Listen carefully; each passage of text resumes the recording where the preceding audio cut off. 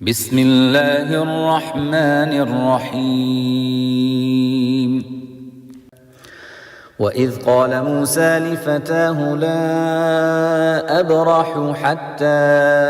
أبلغ مجمع البحرين أو أمضي حقبا فلما بلغا مجمع بينهما نسيا حوتهما فاتخذ سبيله في البحر سربا فلما جاوزا قال لفتاه آتنا غداءنا لقد لقينا من سفرنا هذا نصبا قال أرأيت إذ أوينا إلى الصخرة فإني نسيت الحوت وما أنسانيه إلا الشيطان أن أذكره واتخذ سبيله في البحر عجبا قال ذلك ما كنا نبغ فارتدا على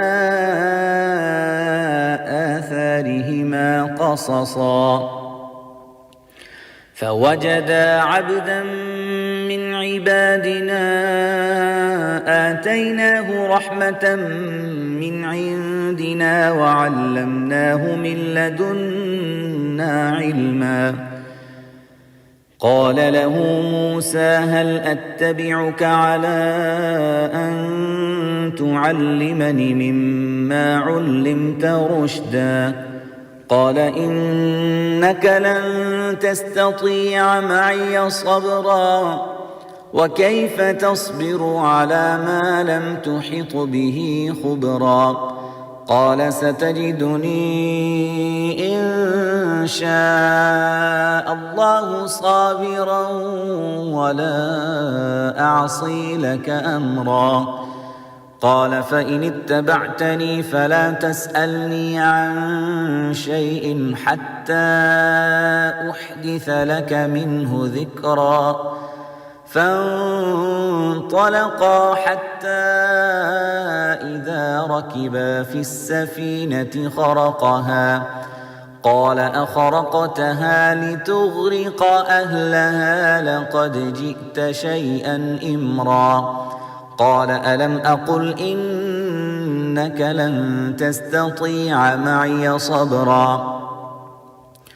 قال لا تؤاخذني بما نسيت ولا ترهقني من أمري عسرا فانطلقا حتى إذا لقيا غلاما فقتله قال أقتلت نفسا زكية بغير نفس لقد جئت شيئا نكرا قال ألم أقل لك إنك لن تستطيع معي صبرا قال إن سألتك عن شيء بعدها فلا تصاحبني قد بلغت من لدني عذرا فانطلقا حتى إذا أتيا أهل قرية استطعما أهلها فأبوا أن يضيفوهما فوجدا فيها جدارا يريد أن ينقض فأقامه